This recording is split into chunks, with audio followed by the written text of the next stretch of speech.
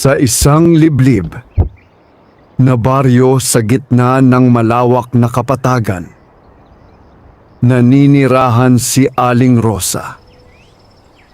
Isang balong magsasaka na ang tanging yaman ay ang kanyang maliit na lupain at ang alaala ng kanyang yumaong asawa. Sa baryong iyon, ang lupa ay dati nang kilala sa pagiging masagana. Ngunit sa paglipas ng mga taon, tila unti-unting pinawi ng kalikasan ang biyaya nito. Ang dating luntiang palayan ay naging tuyot at bitak-bitak.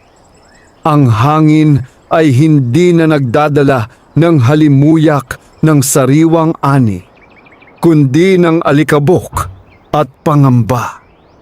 Tuwing umaga, maaga pa lamang ay gising na si Aling Rosa. Bit-bit ang kanyang lumang kalaykay at sombrerong kupas na sa araw. Tahimik siyang naglalakad patungo sa kanyang bukid. Sa bawat hakbang, ramdam niya ang bigat ng responsibilidad. Hindi lamang para sa sarili, kundi para sa alaala ng kanyang asawa na minsang nangarap ng masaganang buhay para sa kanila. Ngunit sa araw na iyon, tila mas mabigat ang kanyang dibdib. Lumuhod siya sa gitna ng kanyang palayan. Hinawakan niya ang lupa, tuyo, mainit, at halos wala ng buhay. Pinisil niya ito sa kanyang palad, umaasang kahit kaunting kahalumigmigan ay kanyang mararamdaman. Wala. Napapikit siya. Paano na ako? Mahina niyang bulong sa hangin. Sa mga nakaraang buwan, halos wala na siyang maani. Ang kanyang naipong bigas ay paubos na. Ang maliit niyang kamalig ay halos wala ng laman. Ilang beses na rin siyang inalok ng iba na ibenta na lamang ang kanyang lupa. Ngunit hindi niya magawang pakawalan ito. Para sa kanya, ang lupang iyon ang huling alaala ng kanyang asawa. Ang kanilang pinagsamahan, ang kanilang pangarap. Pagsapit ng tanghali, umuwi si Aling Rosa na halos walang dala. Ang kanyang mga paa ay mabigat, tila ba bawat hakbang ay may kasamang panghihinayang. Pagdating sa kanyang kubo, agad niyang binuksan ang maliit na sisidlan ng bigas. Tinitigan niya ito ng matagal. Ilang dakok na lamang ang natitira. Tahimik siyang naupo sa sahig. Walang luha na pumatak, ngunit ang kanyang mga mata ay puno ng pagod at pangamba. Sa kanyang isipan, paulit-ulit ang tanong, hanggang kailan siya magtitiis? Lumipas ang oras at dumilim ang paligid.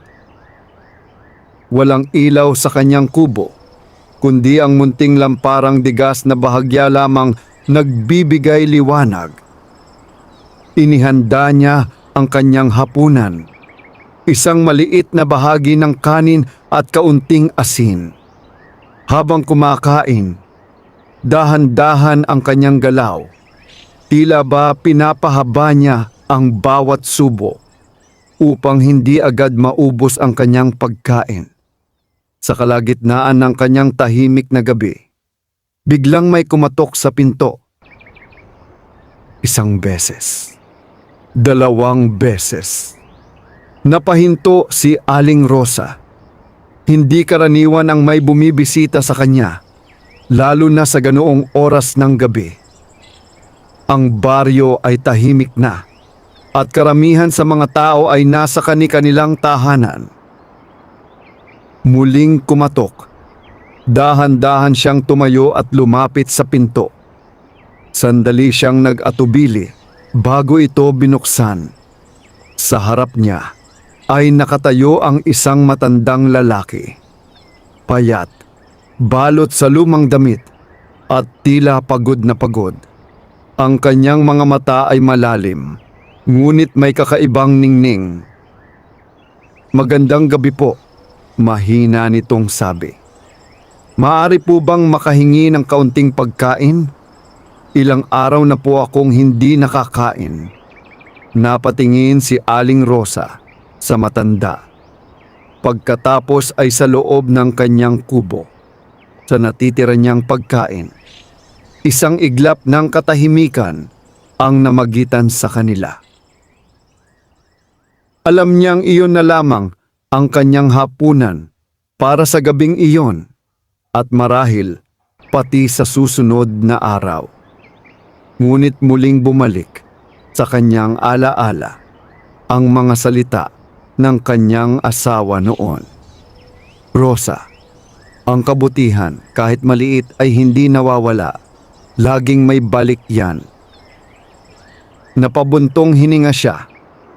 "Sandali lang po," sagot niya. Pumasok siya sa loob at kinuha ang natitira niyang kanin. Inilagay niya ito sa isang maliit na mangkok. Wala na siyang ibang maihahain, ngunit ibinigay niya ang lahat ng natitira. Paglabas niya, iniabot niya ito sa matanda. "Pasensya na po, ito na lang po ang kaya kong ibigay," sabi niya.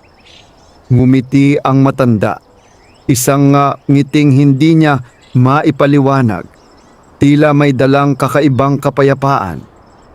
"Maraming salamat," tugon nito. "Hindi mo alam kung gaano kalaki ang naitulong mo." Tahimik na pinanood ni Aling Rosa ang matanda habang kumakain. Wala itong sinayang kahit isang butil. Nang matapos, ibinalik nito ang mangkok at marahang tumango. "Pagpalain ka nawa," sabi nito, bago tuluyang naglakad palayo sa dilim. Nanatili si Aling Rosa sa pintuan, pinagmamasdan ang pagkawala ng matanda sa kadiliman. Hindi niya maipaliwanag, ngunit may kakaibang pakiramdam sa kanyang dibdib. Parang may nagbago, kahit hindi niya alam kung ano. Isinara niya ang pinto at muling naupo sa loob ng kanyang kubo. Wala na siyang pagkain, ngunit sa unang pagkakataon sa mahabang panahon, nakaramdam siya ng kakaibang katahimikan. Dahan-dahan siyang humiga at hindi nagtagal, siya ay nakatulog. Kinabukasan, maagang nagising si Aling Rosa.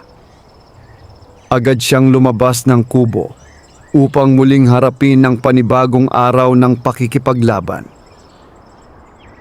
Ngunit sa kanyang paglabas, may napansin siya.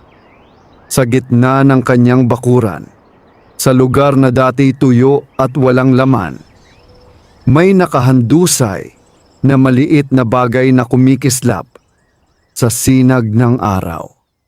Napakunot ang kanyang noo. Dahan-dahan siyang lumapit.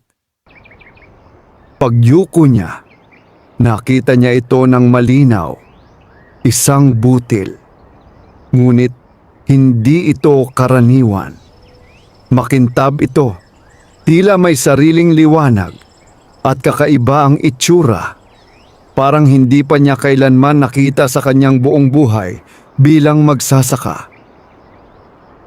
Maingat niya itong pinulot at pinagmasdan. "Anong klaseng butil ito?" bulong niya. Habang hawak niya ito, tila ba may init na dumadaloy sa kanyang palad. Hindi nakakapasong init, kundi isang uri ng banayad na lakas. Napatingin siya sa kanyang tuyong bukid. Sa kabila ng kanyang pag-aalinlangan, may munting pag-asang sumibol sa kanyang puso. Mahigpit niyang hinawakan ang butil. At sa unang pagkakataon matapos ang matagal na tagtuyot, nakaramdam si Aling Rosa ng kakaibang paniniwala na marahil hindi pa tapos ang kanyang laban. Ingat na hinawakan ni Aling Rosa ang kakaibang butil habang nakatayo sa gitna ng kanyang bakuran. Ang liwanag na nagmumula rito ay hindi nakakasilaw, ngunit sapat upang mapansin kahit sa ilalim ng sikat ng araw. Para itong may sariling buhay, tahimik ngunit matatag. Hindi niya alam kung saan ito nagmula, ngunit sa kanyang puso, tila malinaw ang isang bagay. Hindi ito pangkaraniwan. Napatingin siya sa kanyang bukid. Ang lupang ilang buwan ng tuyot at bitak-bitak ay tila walang pag-asang muling mabuhay. Ngunit sa kabila nito, may kung anong nagtutulak sa kanya na subukan. Wala naman mawawala, mahina niyang sabi sa sarili. Kumuha siya ng maliit na asarol at pumili ng lugar sa kanyang bakuran. Hindi sa gitna ng bukid, kundi malapit sa kanyang kubo, kung saan madali niya itong mababantayan. Dahan-dahan niyang hinukay ang lupa. Matigas ito at bawat pagtusok ng asarol ay nangangailangan ng lakas. Ngunit hindi siya tumigil. Nang makagawa siya ng maliit na hukay, inilagay niya ang butil. Saglit siyang nag-atubili bago ito tabunan. Para bang may mahalagang bagay siyang iniiwan sa lupa. Kung ano ka man, bulong niya, sana ay may maibigay kang pag-asa. Tinabunan niya ito at pinantay ang lupa. Pagkatapos, kumuha siya ng kaunting tubig. Ang natitira niyang inipon mula sa isang lumang drum. Hindi sapat iyon para sa isang buong taniman. Ngunit ibinuhos niya ang lahat sa lugar kung saan niya itinanim ang butil. Iyon na ang huli niyang tubig para sa araw na iyon. Pagkatapos ay naupo siya sa gilid ng kanyang kubo, tahimik na pinagmamasdan ang lugar. Lumipas ang maghapon na walang nangyari. Pagsapit ng gabi, muli siyang pumasok sa kanyang kubo. Wala siyang makain at ang kanyang tiyan ay kumakalam sa gutom. Ngunit sa halip na pangamba, kakaibang kapanatagan ang kanyang nararamdaman. Tila ba may inaasahan siya. Kinabukasan, agad siyang lumabas. At doon, sa mismong lugar na kanyang tinamnan, may nakita siya. Isang maliit na usbong. Napaatras siya sa gulat. Hindi maaari, bulong niya. Sa isang gabi lamang sumibol ang butil. Lumapit siya at lumuhod. Tinitigan niya ang munting halaman, berdeng-berde, sariwa, at tila hindi naapektuhan ng init at tagtuyot na bumalot sa buong lupain. Dahan-dahan niya itong hinawakan, malambot, ngunit matibay. Hindi ito normal, sabi niya sa sarili. Sa mga karaniwang palay, aabutin ng ilang araw bago sumibol. Ngunit ito, isang gabi lamang. Mula sa sandaling iyon, araw-araw na niyang binabantayan ang halaman. Habang lumilipas ang mga araw, lalo itong lumalaki, mas mabilis, kaysa sa anumang nakita niya sa buong buhay niya bilang magsasaka. Ang mga dahon nito ay laging luntian, kahit ang paligid ay nananatiling tuyo. At higit sa lahat, hindi ito nangangailangan ng maraming tubig. Kahit kaunting patak lamang ang kanyang ibigay, sapat na ito upang manatiling buhay at malusog ang halaman. Napansin din ni Aling Rosa ang isang kakaibang bagay. Tuwing madaling araw, bago pa sumikat ang araw, tila may banayad na liwanag na nagmumula sa halaman, parang ang butil na kanyang itinanim. Isang umaga, habang pinagmamasdan niya ito, may narinig siyang tinig mula sa likuran. "Maganda ang tanim mo." Napalingon siya. Isang kapitbahay niyang si Mang Tino ang nakatayo. May halong pagtataka ang mukha. "Anong klaseng palay yan?" tanong nito habang lumalapit. Saglit na natahimik si Aling Rosa. Hindi niya alam kung ano ang isasagot. "Hindi ko rin po alam," sagot niya sa huli. "May nakita lang akong butil, itinanim ko." Lumapit si Mang Tino at sinuri ang halaman. Hinawakan niya ang dahon nito, saka napakunot ang noo. "Ngayon lang ako nakakita ng ganito," sabi niya.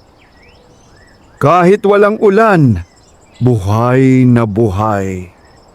Hindi na lamang sumagot si Aling Rosa. May bahagi sa kanya na nais itong itago. Ang misteryo, ang kakaibang himala na tila unti-unting nagaganap sa kanyang bakuran. Lumipas pa ang ilang araw. Ang munting halaman ay naging ganap na palay. Mas mabilis kaysa sa inaasahan. At hindi lamang iyon, ang mga butil nito ay mas marami, mas malalaki, at tila mas mabigat kaysa sa karaniwan. Dumating ang araw ng pag-aani. Mag-isa niyang inani ang palay. Kahit iisa lamang ang kanyang itinanim, ang dami ng kanyang nakuha ay parang mula sa isang maliit na taniman. Halos hindi siya makapaniwala. "Panginoon," bulong niya habang hawak ang mga butil. Dinala niya ang ani sa loob ng kanyang kubo at inilagay sa kanyang maliit na kamalig. Matapos iyon, naupo siya at napangiti. Isang ngiting matagal na niyang hindi nagagawa. "May pag-asa pa," sabi niya. Ngunit ang tunay na hiwaga ay hindi pa niya lubos na nauunawaan. Kinagabihan, bago siya matulog, muli niyang tiningnan ang kanyang kamalig. Naroon ang kanyang inaning palay, sapat na marahil para sa ilang linggo. Isinara niya ang pinto at humiga. Ngunit kinabukasan, pagmulat niya at pagbukas muli ng kamalig, napahinto siya. Ang kanyang inaning palay ay tila hindi nabawasan. Sa halip, parang mas dumami pa. Napaatras siya, hindi malaman kung matatakot o matutuwa. Unti-unti, nagsimulang pumasok sa kanyang isipan ang isang posibilidad na ang butil na kanyang itinanim ay hindi lamang basta halaman. Ito ay isang biyaya. At kasabay ng biyayang iyon, may darating na pagbabago, hindi lamang sa kanyang buhay, kundi sa buong baryo. Ngunit sa bawat himala, may kasunod na pagsubok. At hindi pa alam ni Aling Rosa na ang kanyang natuklasan ay magsisimula ng isang kwento na susubok sa kanyang kabutihan, katatagan at pananampalataya. Hindi agad nakagalaw si Aling Rosa matapos makita ang laman ng kanyang kamalig kinabukasan. Ang mga sako ng palay na kanyang inani kahapon na dapat sana'y bahagyang nabawasan ay tila mas dumami pa. Napahawak siya sa pinto ng kamalig. "Hindi ito maaari," mahina niyang bulong. Lumapit siya at isa-isang hinawakan ang mga sako. Totoo, hindi ito panaginip. Ang bigat ng bawat isa ay katulad, kung hindi man mas mabigat pa kaysa nung una niya itong inilagay. Kumuha siya ng isang dakok na palay at pinagmasdan ito. Pareho, malalaki, makikinis at tila may kakaibang kinang kapag tinamaan ng liwanag. Napaupo siya sa gilid ng kamalig. Sa buong buhay niya bilang magsasaka, wala pa siyang naranasang ganito. Ang ani ay dapat nauubos habang ginagamit, hindi nadaragdagan.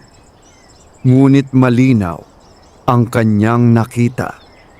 Unti-unting bumalik sa kanyang alaala ang matandang lalaking kumatok sa kanyang pinto noong gabing iyon. Ang mga mata nito, ang ngiti, ang mga salitang iniwan nito. Pagpalain ka nawa, napapikit si Aling Rosa. Siya kaya, tanong niya sa sarili. Mabilis niyang iminulat ang kanyang mga mata at tumayo. Isinara niya ang kamalig at tiniyak na maayos ang pagkakasara nito, na parang may iniingatan siyang lihim na hindi pa niya kayang ipaalam sa iba. Sa araw na iyon, hindi siya pumunta agad sa bukid. Sa halip, nanatili siya sa kanyang bakuran. Paulit-ulit na tinitingnan ang lugar kung saan niya itinanimang mahiwagang butil. Ang halaman ay wala na. Napalitan na ito ng kanyang inaning palay. Ngunit tila may natitirang kakaibang enerhiya sa lupa. Lumuhod siya at hinaplos ang lupa. Kung ito man ay biyaya, bulong niya, hindi ko ito sasayangin. Sa unang pagkakataon, matapos ang matagal na panahon, nagluto siya ng sapat na pagkain. Hindi lamang para mabuhay, kundi para mabusog. Habang kumakain, may halong pag-iingat ang kanyang kilos. Para bang takot siyang baka mawala ang himalang kanyang natanggap. Ngunit sa bawat subo, nararamdaman niya ang lakas na matagal na niyang hindi nadama. Lumipas ang ilang araw. Patuloy niyang ginagamit ang laman ng kamalig. Kumukuha ng bigas, nagluluto, at minsan ay nagbibigay ng kaunti sa mga kapitbahay na higit na nangangailangan. Ngunit sa bawat pagkuha niya, hindi ito nauubos. Sa halip, tila nananatiling puno ang kanyang kamalig. Isang hapon, dumating si Mang Tino muli sa kanyang bakuran. "Rosa," tawag nito, "may maipagbibili ka bang bigas? Halos wala na rin kami." Napatingin si Aling Rosa sa kanyang kamalig. Saglit siyang nag-isip. Kung ibibigay niya ang kanyang bigas, baka mawala ang biyaya. Ngunit kasabay nito, naalala niya ang gabing ibinigay niya ang kanyang huling pagkain sa isang estranghero. Tahimik siyang ngumiti. "Meron po," sagot niya.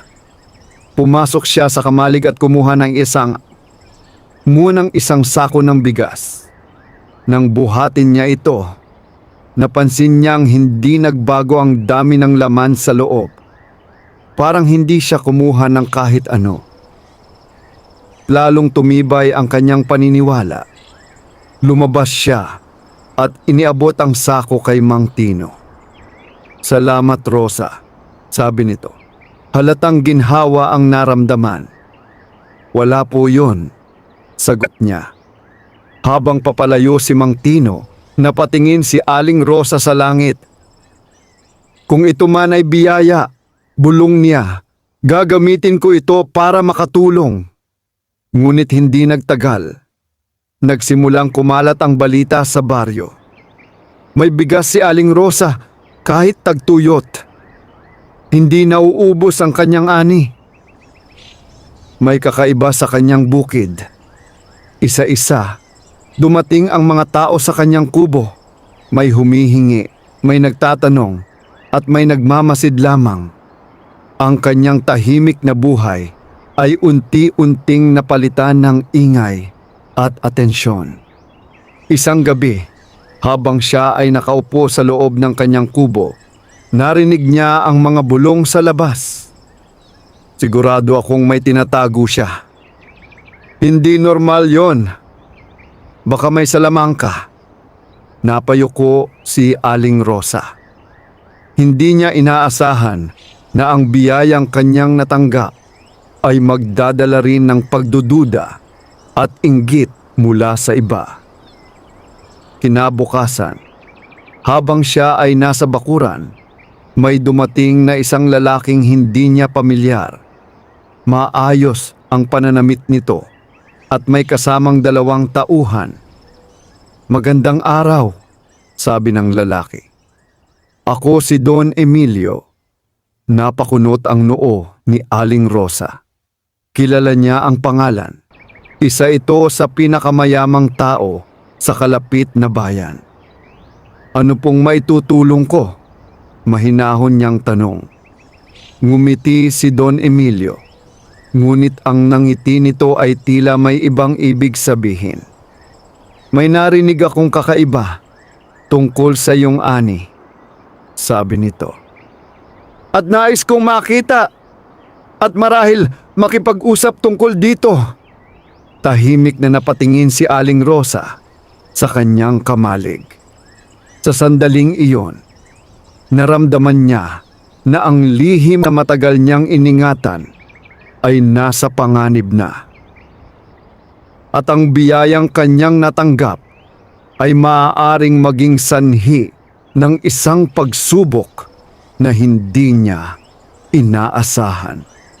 Nakatayo si Aling Rosa sa harap ng kanyang kubo. Tahimik na pinagmamasdan ang lalaking nagpakilalang Don Emilio. Ang presensya nito ay kakaiba sa payak na kapaligiran ng baryo. Maayos ang pananamit, matikas ang tindig, at may dalang awtoridad na hindi maitatanggi. Sa likuran nito ay 2 tauhan. Kapwa seryoso ang mukha at tila sanay sa pagsunod sa utos. "Maari po bang pumasok?" Magalang man, ngunit matatag na tanong ni Don Emilio. Saglit na nag-atubili si Aling Rosa, ngunit sa huli ay tumango siya. "Halika po!" Pumasok ang mga ito sa kanyang kubo. Ang loob ay simple. Isang maliit na mesa, ilang upuan, at ang kamalig na maingat na isinara sa isang sulok. Agad na patingin doon si Don Emilio. "Doon ba nakalagay ang iyong ani?" tanong nito. Hindi agad sumagot si Aling Rosa. "Opo," maikli niyang tugon. Lumapit si Don Emilio sa kamalig at marahang hinaplos ang kahoy nito na para bang sinusukat ang halaga ng nasa loob. "Marami akong naririnig tungkol sa iyo," sabi nito. "Sa gitna ng tagtuyot, ikaw lamang ang may sapat. At higit pa sa sapat." Tahimik lamang si Aling Rosa. "Hindi pangkaraniwan iyon," dagdag ng Don. "At sa mundong ito, ang mga hindi pangkaraniwan ay may malaking halaga." Dahan-dahang humarap si Aling Rosa sa kanya. "Ano po ang nais ninyong sabihin?" Ngumiti si Don Emilio. "Nais kong bilhin ang iyong ani." Nanahimik ang buong kubo. Hindi lamang ang laman ng kamalig, pagpapatuloy nito, kundi pati ang pinagmulan nito, ang lupa, ang paraan, lahat. Napatingin si Aling Rosa sa sahig. "Hindi ko po maibebenta ang lupa ko," sagot niya, mahina ngunit matatag. Bahagyang natahimik si Don Emilio, ngunit hindi nawala ang ngiti nito. "Pag-isipan mo," sabi niya.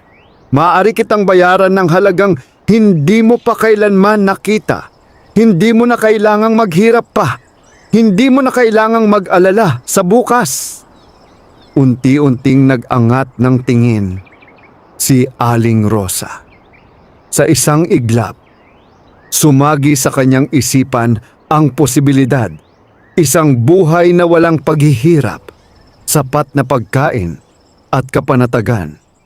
Ngunit kasabay nito, bumalik din ang alaala ng kanyang asawa, ang kanilang mga pangarap, at ang lupang kanilang pinaghirapan. Ito po ang huling alaala ng asawa ko, sabi niya. Hindi ko po kayang ipagbili. Nawala ang ngiti ni Don Emilio. Lahat ay may katumbas na halaga. Malamig nitong sagot. Kailangan mo lamang tanggapin. Umiling si Aling Rosa. Hindi po pera ang hinahanap ko. Sandaling nagkaroon ng katahimikan. Pagkatapos ay tumawa ng mahina si Don Emilio. Hindi masaya, kundi tila may halong panunuya. Kakaiba ka nga, sabi nito. Sa panahong ito, bihira na ang tumatanggi sa ganitong alok. Lumapit siya ng kaunti. Kung hindi mo ibebenta, dagdag niya, maaari kitang tulungan na palaguin ito. Isipin mo, hindi lamang baryo ninyo ang matutulungan mo, kundi buong bayan. Napaisip si Aling Rosa. May punto ang Don. Kung totoo ngang hindi nauubos ang kanyang ani, maaari niyang tulungan ang mas maraming tao. Ngunit may kung anong nag-uudyok sa kanyang mag-ingat. Paano po ninyo gagawin yun? Tanong niya. Ngumiti muli si Don Emilio. Sa pamamagitan ng pamamahala, sagot nito. Ako ang bahala sa lahat. Pagpapalawak, pagbebenta, at proteksyon. Ikaw, mananatili ka lamang bilang tagapag-alaga. Napakunot ang noo ni Aling Rosa. Parang mawawala na rin po sa akin, sabi niya. Hindi, mabilis na sagot ng Don. Magiging mas malaki lamang. Ngunit sa likod ng mga salitang iyon, may naramdamang kakaiba si Aling Rosa. Parang may bagay na hindi sinasabi. Tahimik siyang naglakad papunta sa kamalig. Hinawakan niya ang pinto nito, saka humarap kay Don Emilio. Pasensya na po, sabi niya, pero hindi ko po kaya. Tuluyang nawala ang anumang bakas ng kabaitan sa mukha ni Don Emilio. Mag-isip ka ng mabuti, malamig nitong sabi. Ang pagkakataon ay hindi laging bumabalik. Alam ko po, sagot ni Aling Rosa. Kung magbago ang isip mo, dagdag nito habang papalabas, alam mo kung saan ako matatagpuan. Tumalikod si Don Emilio at lumabas ng kubo, kasunod ang kanyang mga tauhan. Muling bumalik ang katahimikan sa paligid. Ngunit ibang uri na ito ng katahimikan. May halong tensyon at pangamba. Naupo si Aling Rosa sa tabi ng kanyang kamalig. Hindi niya alam kung tama ang kanyang desisyon. Ngunit sa kaibuturan ng kanyang puso, naramdaman niyang may mas mahalagang bagay kaysa sa yaman. Paglipas ng ilang sandali, napatingin siya sa kanyang bakuran, sa lugar kung saan nagsimula ang lahat. Hindi ko ito ibebenta, bulong niya sa sarili. Ngunit hindi niya alam na ang pagtanggi niya ay hindi ang katapusan, kundi simula pa lamang ng mas mabigat na pagsubok. Sa dilim ng gabi, sa malayo, may mga matang nagmamasid. At ang biyayang kanyang tinatago ay unti-unting nagiging dahilan ng inggit, pagnanasa at panganib. Hindi agad nawala sa isipan ni Aling Rosa ang pagbisita ni Don Emilio. Sa mga sumunod na araw, sinikap niyang ipagpatuloy ang kanyang payak na pamumuhay.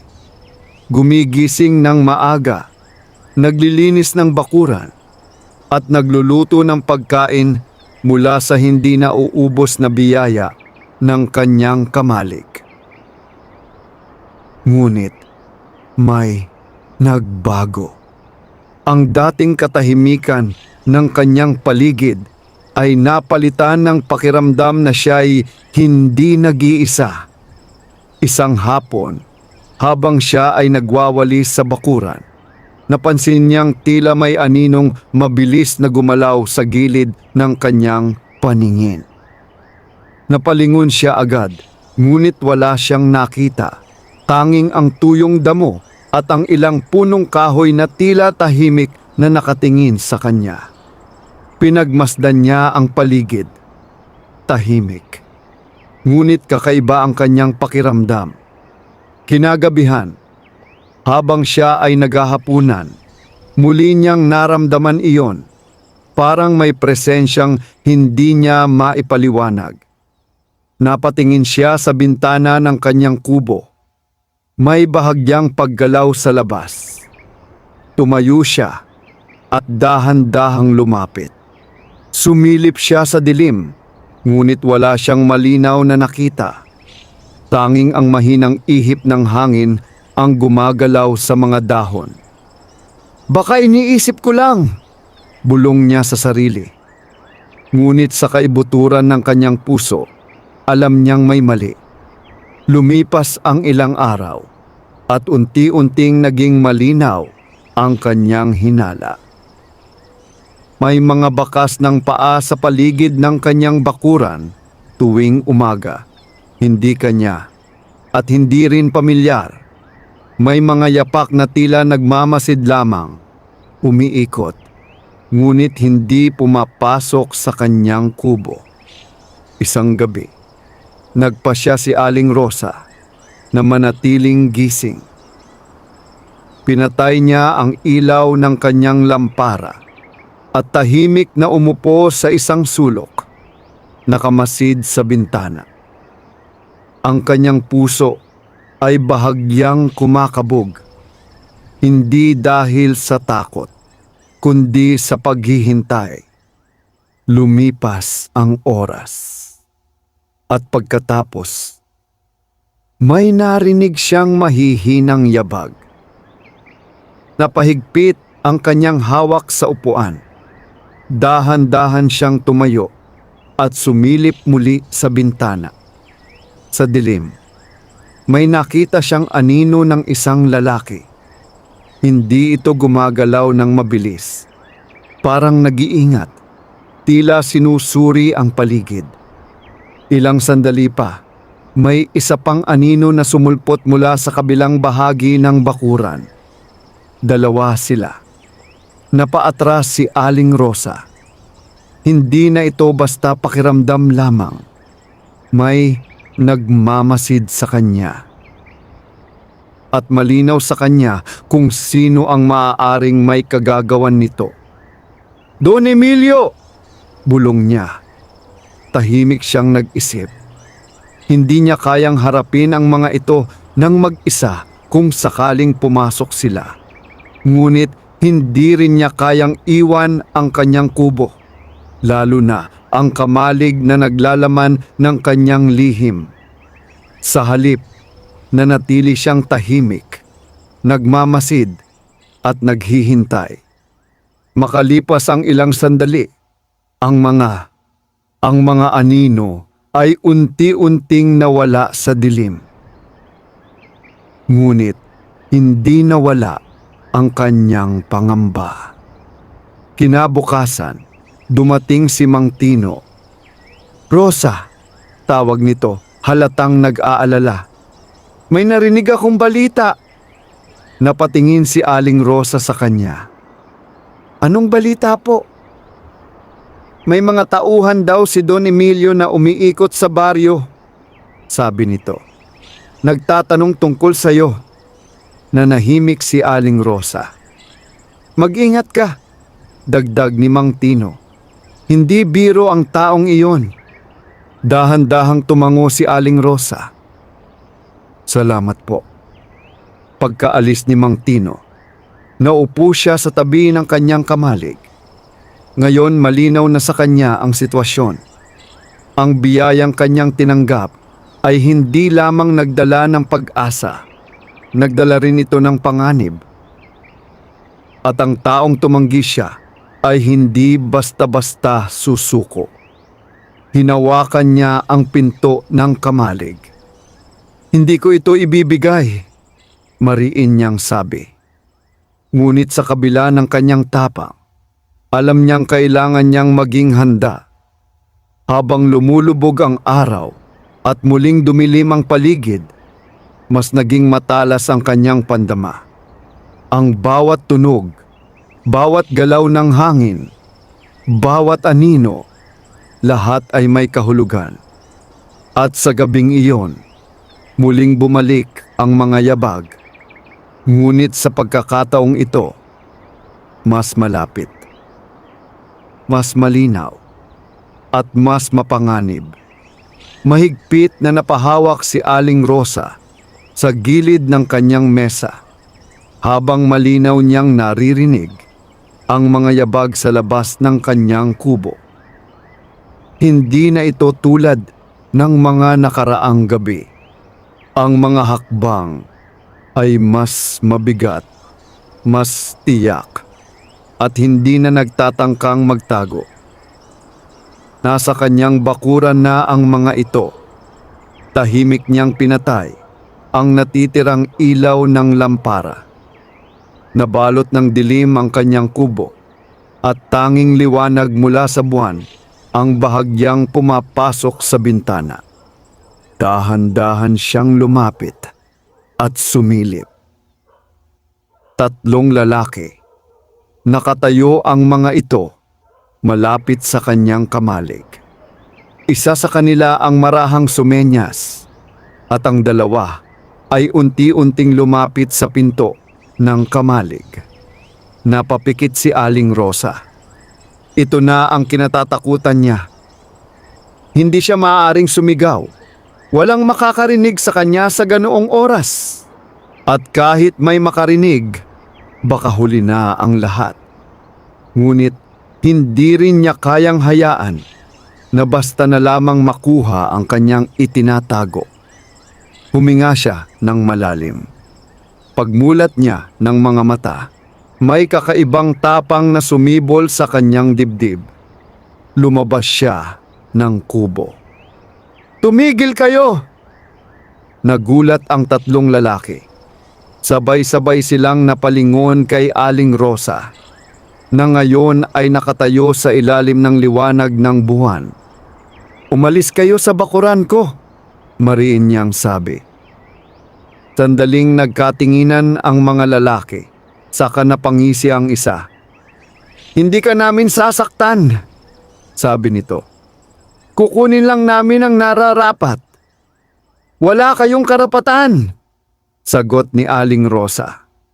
Lumapit ang isa pang lalaki, tila hindi natitinag. "Utusan lang kami," dagdag nito.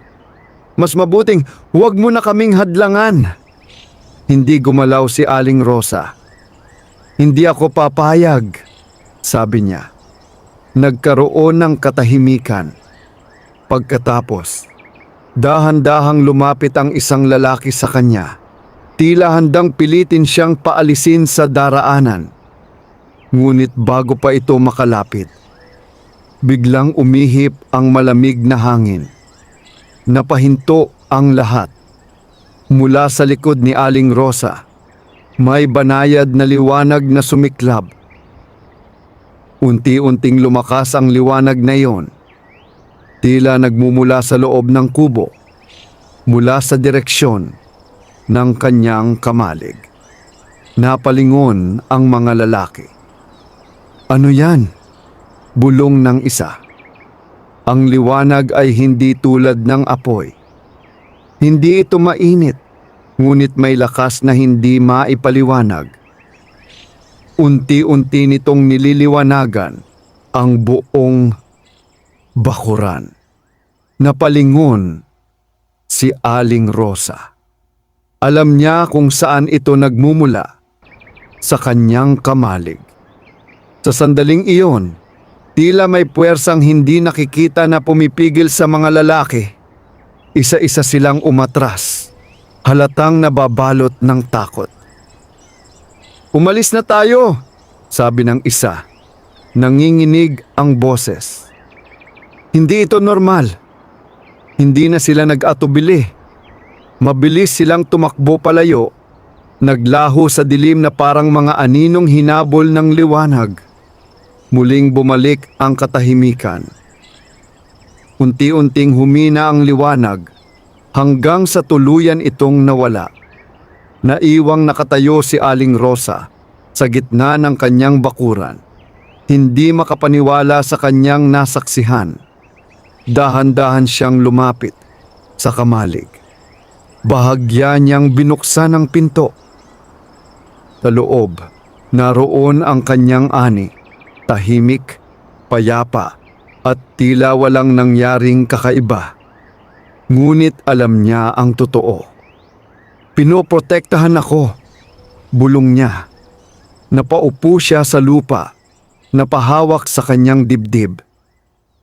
Hindi na lamang ito basta biyaya. Ito ay isang bagay na may sariling lakas. Isang lakas na hindi niya lubos na nauunawaan. Ngunit handang ipagtanggol siya. Kinabukasan, kumalat ang balita. May kakaibang liwanag sa bahay ni Aling Rosa. Tumakas ang mga tauhan ni Don Emilio.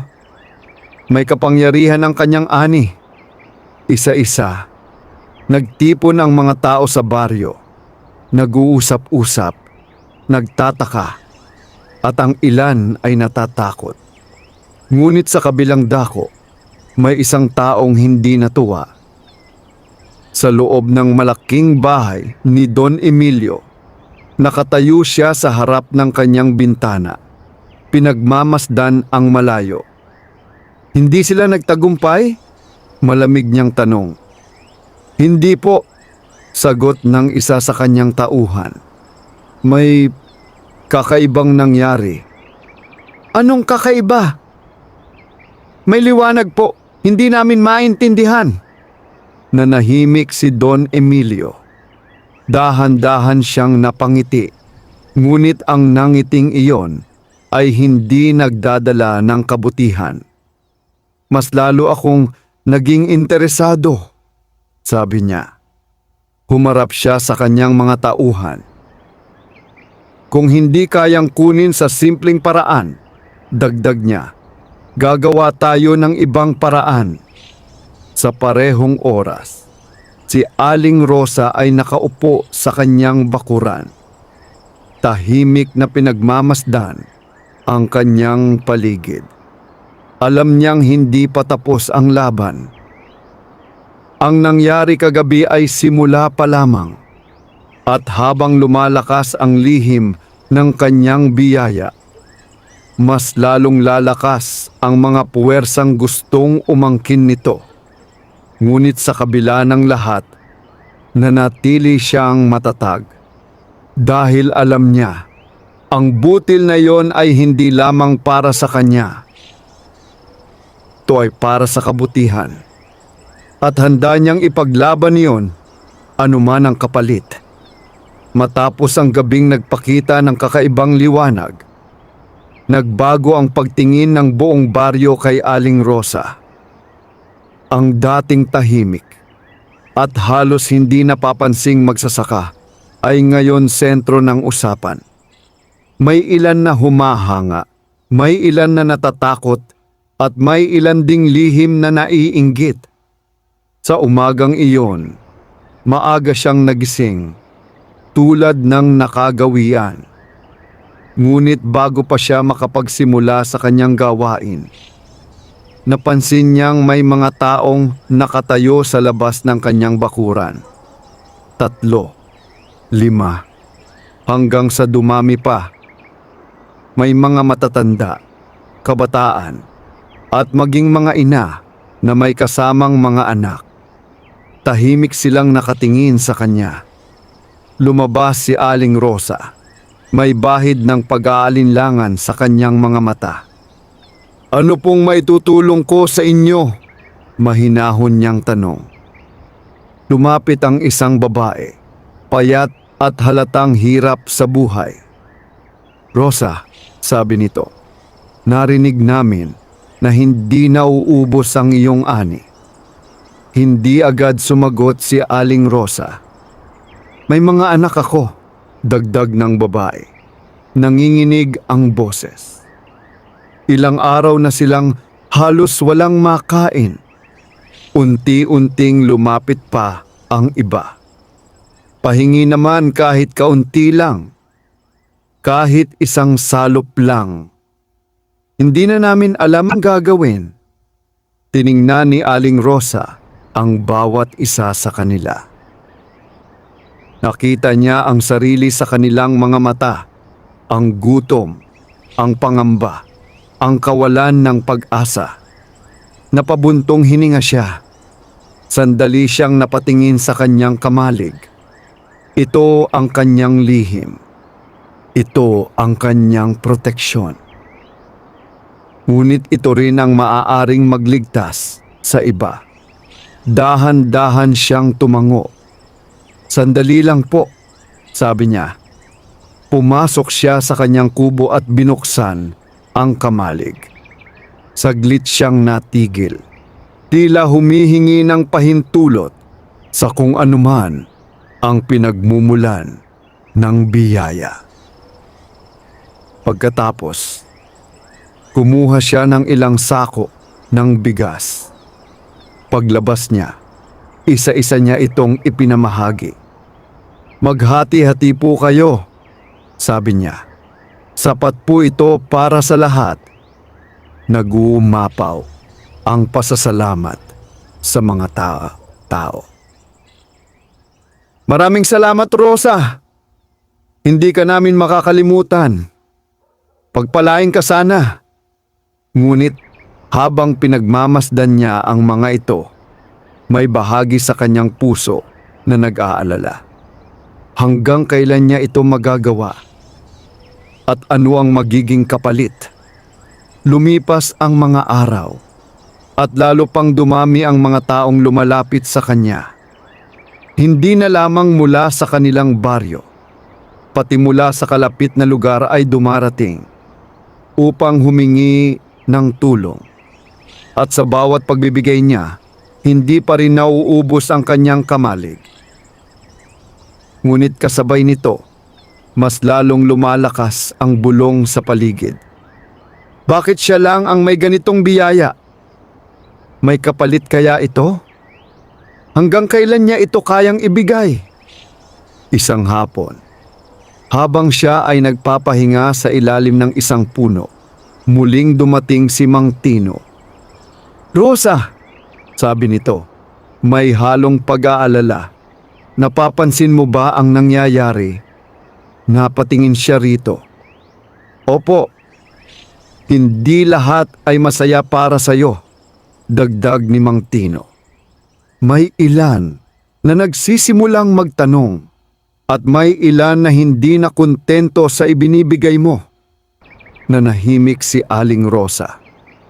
"Anong ibig ninyong sabihin?" "May mga nagsasabi na dapat daw pantay-pantay ang pagkuha," sagot nito. "At may ilan na gustong malaman kung saan talaga nanggagaling ang iyong ani." Napayuko si Aling Rosa. Hindi niya maitatanggi.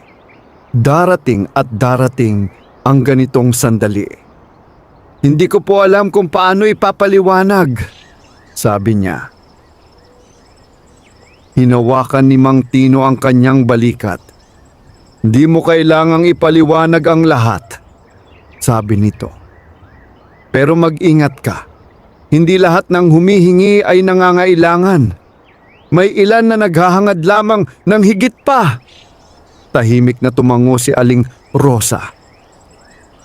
Kinagabihan, habang siya ay nakaupo sa loob ng kanyang kubo, narinig niya ang mahinang pagtawag mula sa labas. Aling Rosa, napalingon siya.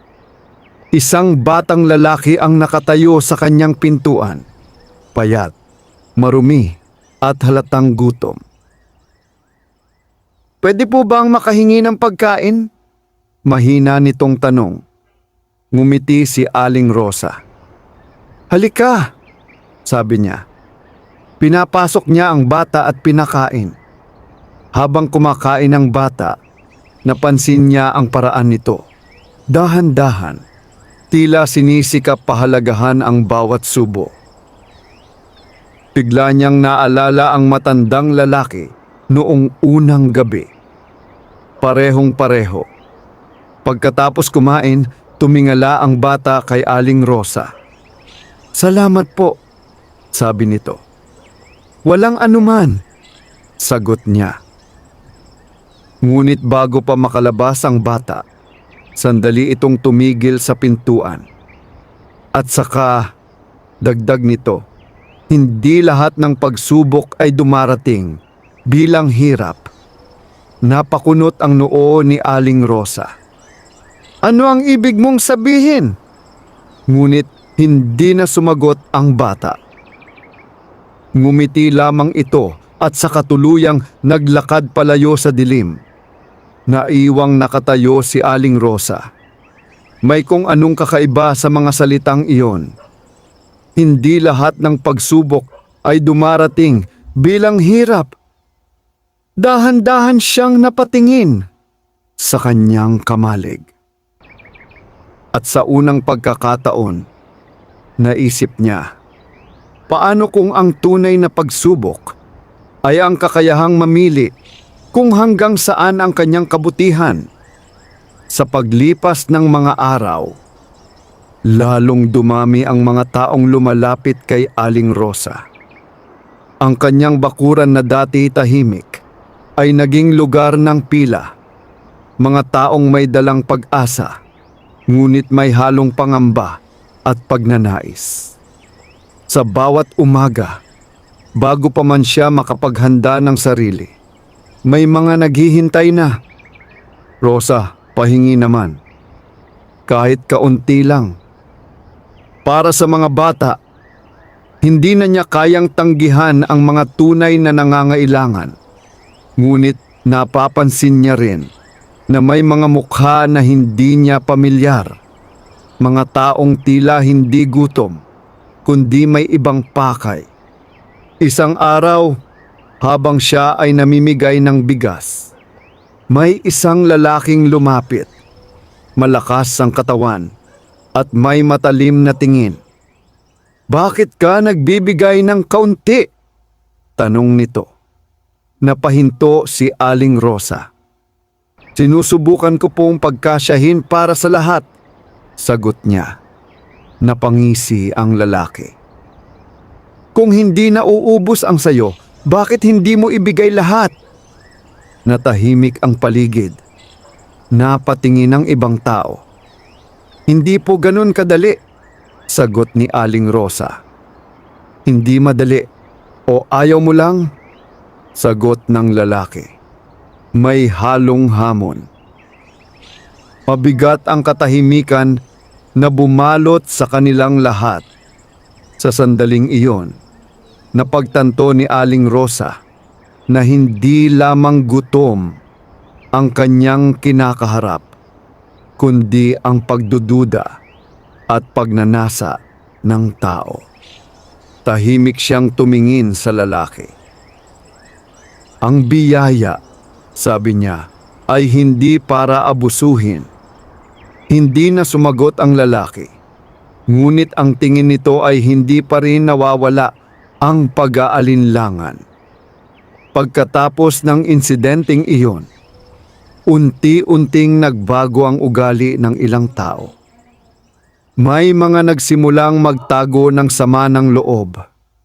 May mga nagbubulungan at may ilan pang nagiging agresibo sa paghingi. Kinagabihan, nakaupo si Aling Rosa Sa loob ng kanyang kubo, tahimik na nag-iisip. Sa unang pagkakataon, nakaramdam siya ng pagod. Hindi sa katawan, kundi sa kalooban. Hanggang kailan ko ito kakayanin? Bulong niya. Napatingin siya sa kanyang kamalig. Naroon pa rin ang kanyang ani. Hindi nababawasan, hindi nagbabago. Ngunit ang mga tao sa paligid niya ay nagbabago. Napapikit siya. Naalala niya ang batang dumalaw sa kanya, ang mga salitang iniwan nito. Hindi lahat ng pagsubok ay dumarating bilang hirap. Marahang iminulat ni Aling Rosa ang kanyang mga mata. Kung ito ang pagsubok, sabi niya, kailangan kong matutong pumili. Kinabukasan, nagpasya siyang baguhin ang paraan ng kanyang pagtulong. Hindi na siya basta magbibigay ng walang ayos. Naglagay siya ng simpleng patakaran. Ang bawat pamilya ay makakatanggap lamang ng sapat para sa isang araw. At ang mga kayang magtrabaho ay kailangang tumulong sa paglilinis ng bakuran o pag-aayos ng paligid kapalit ng kanilang bahagi. Sa simula, may mga tumutol. Bakit kailangan pa naming magtrabaho? Dati, libre lang. Ngunit nanatiling matatag si Aling Rosa. Hindi po ito para pahirapan kayo, paliwanag niya. Ito ay para matuto tayong pahalagahan ang biyaya. Unti-unti, may mga sumunod. May mga naglinis ng bakuran. May nag-ayos ng bakod. At may tumulong sa pag-iigib ng tubig. Sa paglipas ng mga araw, nagbago ang takbo ng kanyang bakuran. Hindi na lamang ito lugar ng paghingi. Ito ay naging lugar ng pagtutulungan. Ngunit, hindi lahat ay natuwa. Sa isang sulok ng baryo, may mga taong nagtipon, kasama ang lalaking unang kumwestiyon kay Aling Rosa. Hindi na siya katulad dati, sabi nito. Pinapahirapan na niya tayo. Kung talagang hindi nauubos ang sa kanya, bakit hindi na lang natin kunin? Natahimik ang grupo. Unti-unting nabuo ang isang ideya. Isang ideyang puno ng pagnanasa. At sa malayo, tila may nagmamasid na naman. Sa parehong oras, si Aling Rosa ay nakatayo sa kanyang bakuran. Pinagmamasdan ang mga taong nagtutulungan. Sa kabila ng lahat, may ngiti sa kanyang labi. Ganito dapat, bulong niya. Ngunit hindi niya alam. Ang kanyang desisyon na magtakda ng hangganan ay magbubukas ng panibagong pagsubok. Isang pagsubok na hindi lamang susukat sa kanyang kabutihan, kundi sa kanyang kakayahang ipaglaban ang tama, kahit laban sa sariling komunidad. Sa paglipas ng mga linggo, malinaw na nahati ang baryo sa dalawang panig.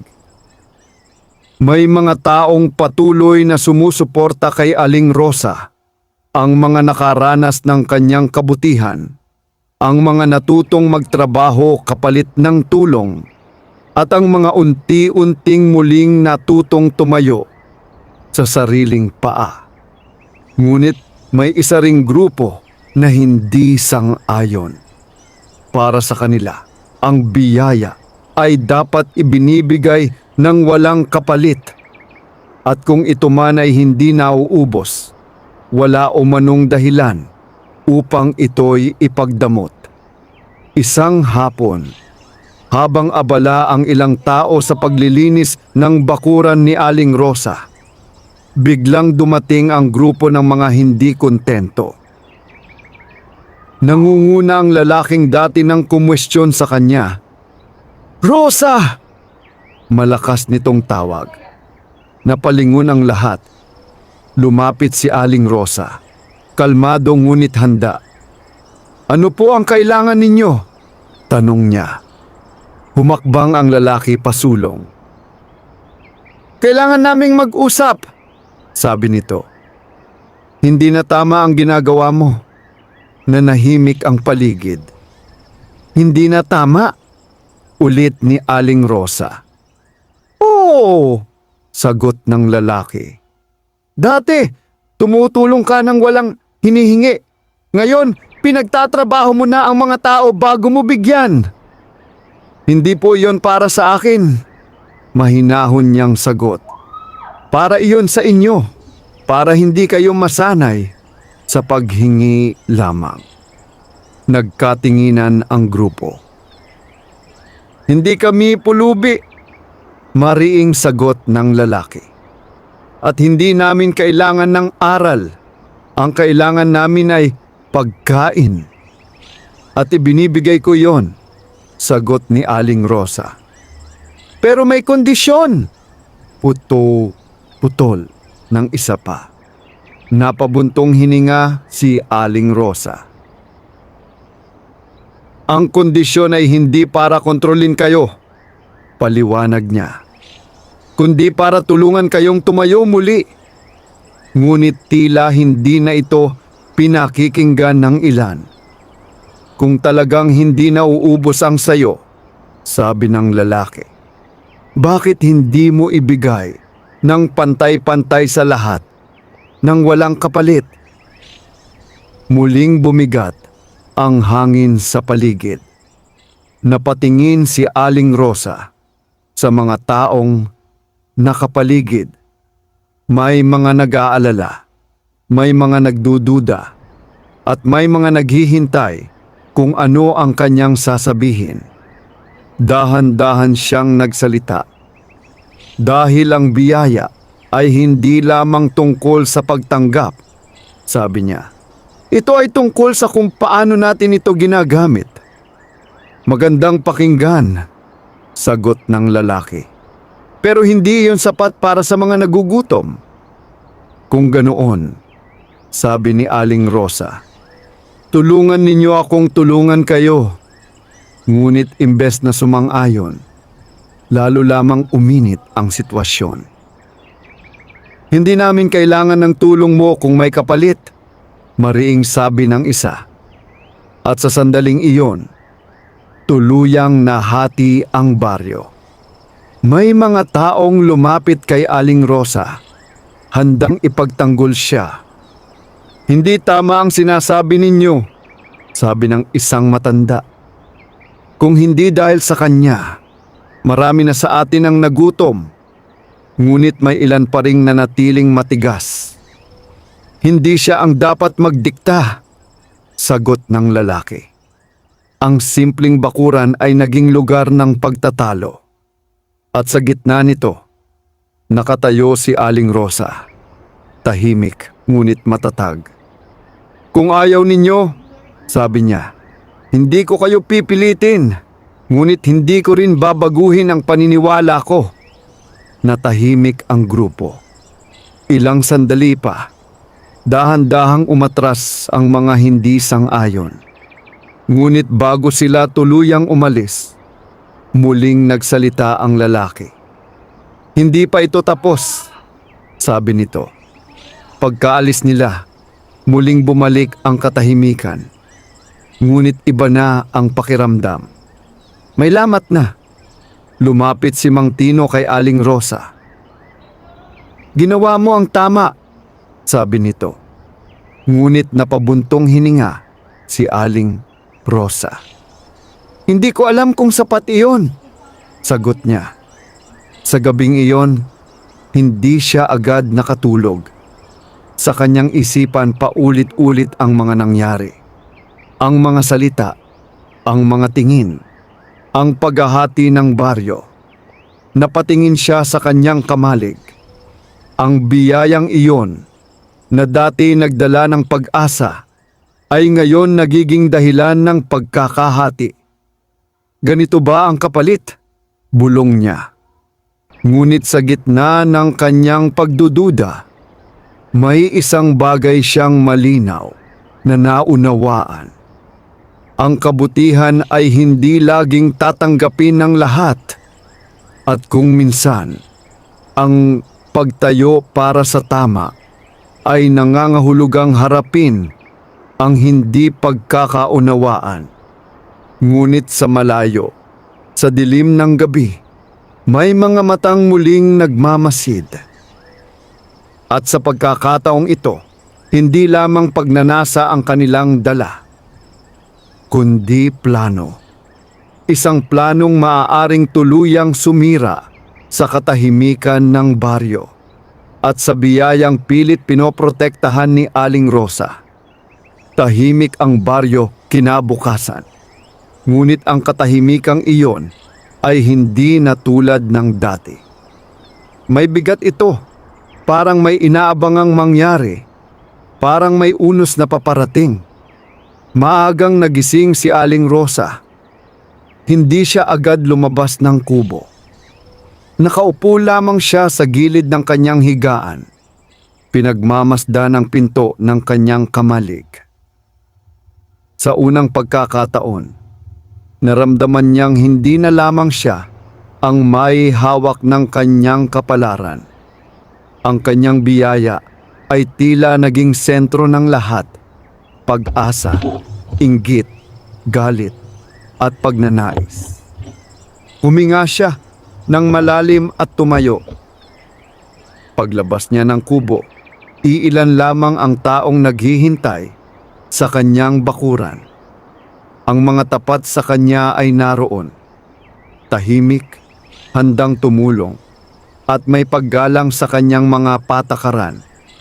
Ngunit kapansin-pansin ang kawalan ng iba. Nasaan ang iba? Tanong niya kay Mang Tino na abala sa pag-aayos ng bakod. Napahinto ito at tumingin sa kanya.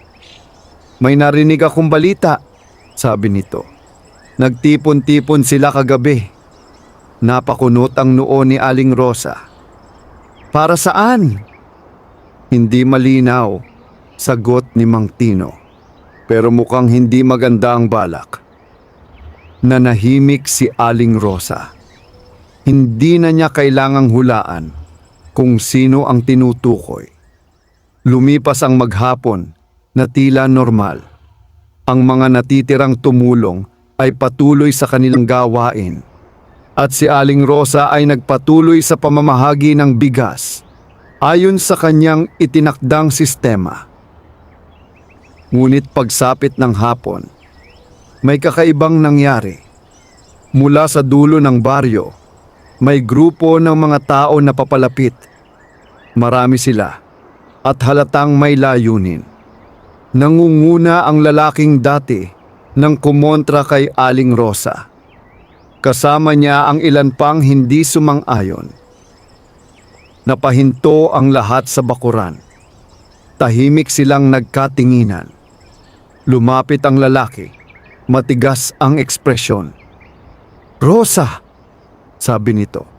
Dumating kami para tapusin na ito. Hindi gumalaw si Aling Rosa. Tapusin ang alin? Mahinahon niyang tanong.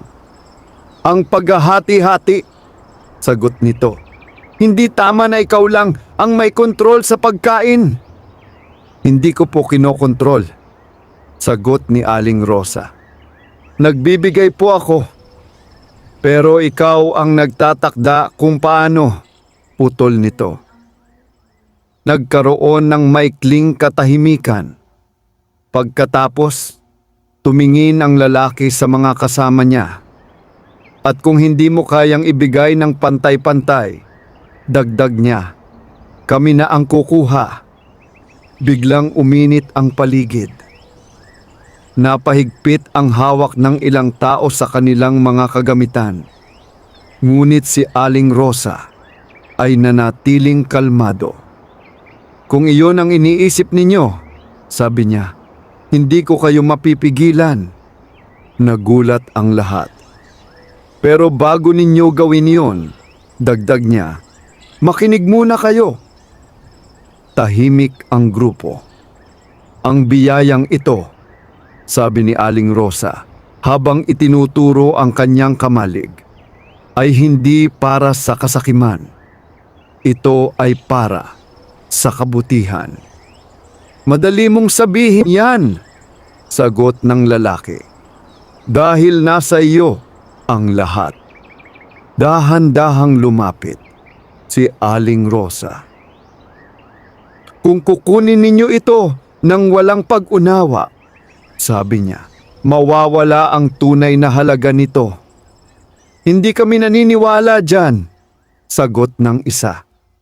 Sa sandaling iyon, napatingin si Aling Rosa sa bawat isa sa kanila. Hindi niya nakita ang kasamaan, kundi takot, gutom, at pagkalito. Huminga siya ng malalim. Kung gusto niyo, sabi niya, buksan natin ang kamalig. Nagkagulo ang mga tao. Talaga? Tanong ng ilan. Tumango si Aling Rosa. Pero may isang kondisyon, dagdag niya. Natahimik ang lahat. Pumili kayo, sabi niya. Kung gusto ninyong kunin ang lahat ngayon, walang pipigil sa inyo. Ngunit kapag ginawa ninyo iyon, wala nang matitira para sa bukas at wala nang babalik. Nagkatinginan ang mga tao. At kung pipiliin ninyong magtiwala, pagpapatuloy niya, mananatili ang biyaya, hindi lamang para sa inyo, kundi para sa lahat. Muling bumalot ang katahimikan. Ang desisyon ay nasa kanilang mga kamay. Unti-unting bumaba ang mga tingin ng ilan. May mga nagdadalawang isip. May mga napapaisip. Ang lalaking nangunguna ay napahigpit ang kamao. Ngunit hindi siya agad nagsalita. Sa sandaling iyon, ang tunay na laban ay hindi na tungkol sa pagkuha ng bigas.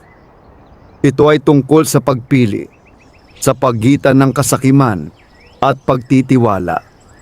At sa gitna ng katahimikan, nakatayo si Aling Rosa, handa sa anumang magiging sagot. Dahil alam niya, ang tunay na himala ay hindi ang butil, kundi ang puso ng tao na kayang magbago. Nanatiling tahimik ang buong baryo matapos ang mga salitang binitiwan ni Aling Rosa. Ang hangin ay tila huminto at ang bawat isa ay napilitang harapin ang tanong na matagal na nilang iniiwasan. Hindi kung gaano karami ang kanilang makukuha, kundi kung anong uri ng tao ang nais nilang maging. Ang lalaking nangunguna ay nakatayo sa gitna, hawak ang kanyang galit at pagdududa. Ngunit sa kanyang mga mata, unti-unting sumingit ang pag-aalinlangan. Kung kukunin natin lahat, mahina niyang sabi, tapos na rin bukas.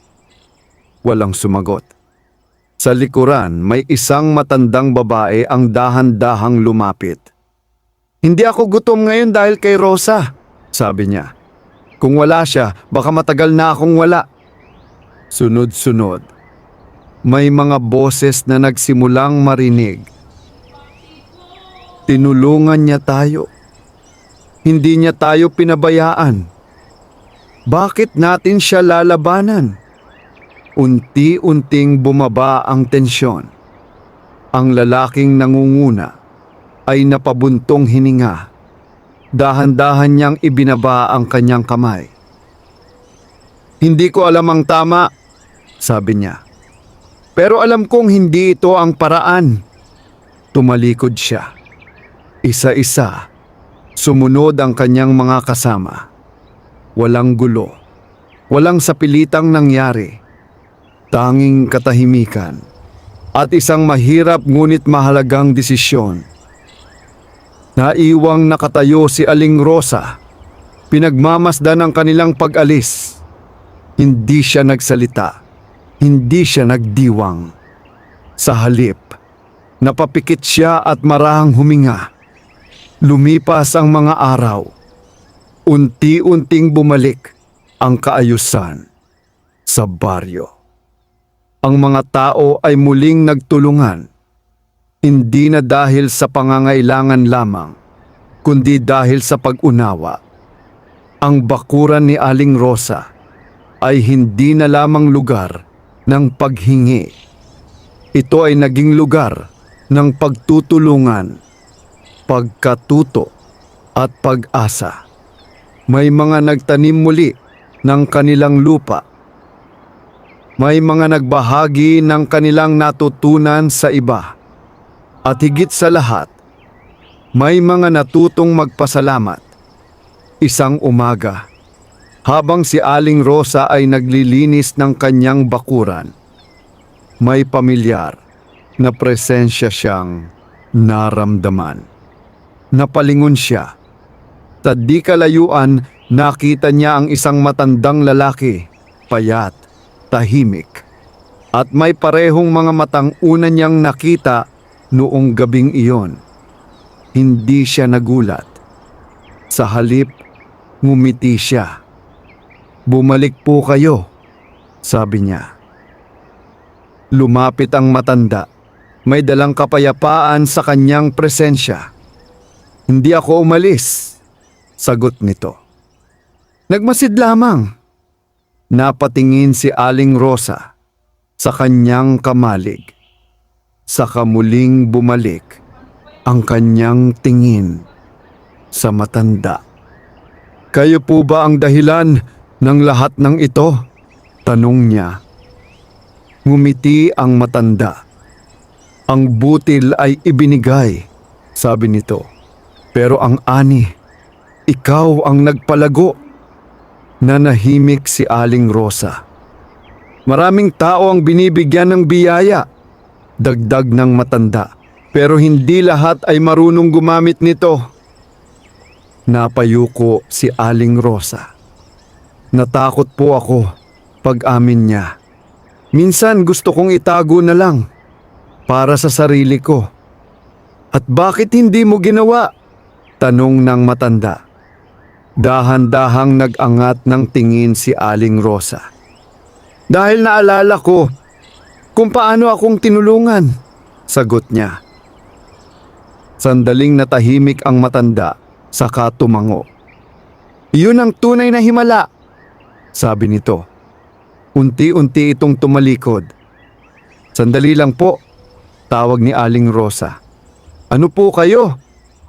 Huminto ang matanda, ngunit hindi lumingon. "Isa lamang akong paalala," sagot nito, "na ang kabutihan, kahit gaano kaliit, ay kayang magbunga ng kasaganaan." At sa isang iglap, naglaho ito sa liwanag ng umaga. Naiwang mag-isa si Aling Rosa, ngunit hindi na tulad ng dati. Sa kanyang harapan, ang kanyang bakuran ay puno ng buhay. Ang kanyang kamalig ay nananatiling puno, ngunit hindi na iyon ang pinakamahalaga. Dahil ang tunay na kasaganaan ay hindi nasusukat sa dami ng ani, kundi sa dami ng pusong nabago. At sa baryong minsang binalot ng tagtuyot, muling sumibol ang pag-asa. Hindi lamang sa lupa, kundi sa bawat tao. Sa bawat butil na itinanim, may kwento ng kabutihan. At sa bawat ani, may paalala na ang tunay na biyaya ay hindi nauubos kapag ito ay ibinabahagi. Kas.